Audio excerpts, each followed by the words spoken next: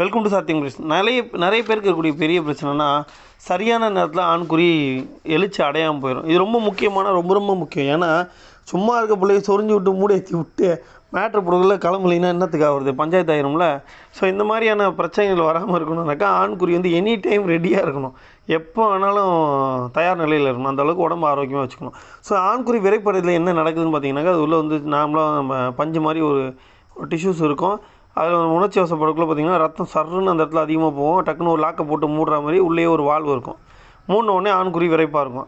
விந்து வெளியிட்ட பிறகு மறுபடியும் வந்து அந்த ரத்தம்லாம் பின்னாடி போயிடும். அந்த வால்வு ஓப்பன் ஆன பிறகு ஆட்டோமேட்டிக்காக ஆண்குறி சுருங்கிடும். ஸோ இதுதான் வந்து நடக்கிற விஷயம். இது முக்கியமான நேரத்தில் வந்து ஆண்குறி விரிப்படையெல்லாம் என்ன ஆகும் அப்படின்னா, நம்ம ஒரு பொண்ணை மேட்டர் போட போகிறோன்னு வச்சுங்க, எல்லாம் ஃபோர்ப்ளேலாம் பண்ணிட்டோம், முடிஞ்சிருச்சு. திடீர்னு கீழே தூக்கி பார்த்தாக்கா ஓட்டையை காணோம். என்ன பண்ணுவோம், பதறிடுமா இல்லையா?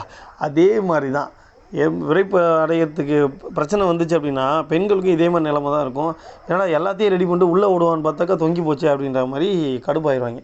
ஸோ அதனால் ஆண் உறுப்பை எப்பயுமே தயார் நிலையில் வச்சுங்க. இன்னொன்று, இது நமக்கு மட்டும் தான் இருக்குது பிரச்சனைன்னு நினைக்கவே வேணாம். நிறைய பேருக்கு இருக்குது. இதுக்கு என்ன பண்ணலான்னா அஸ்வகந்தா எடுத்துக்கங்க, கேரட் ரெகுலராக சாப்பிடுங்க, மாதுளப்பழம் டெய்லி ஒன்று சாப்பிடுங்க. ஆட்டோமேட்டிக்காக விரைப்புத்தன்மை பிச்சுக்கிட்டு வரும். கம்பு அதிகமாக எடுத்துக்கங்க. கம்பு கூழ் எடுத்துக்கிட்டிங்க, கம்பு கூழ் சாப்பிட்றது, கம்பு ஐட்டம் அதிகமாக எடுத்துக்கிட்டிங்கன்னா மோஷனும் ஃப்ரீயாக போகும், விரைப்புத்தன்மையும் சூப்பராக வரும். நன்றி, வணக்கம்.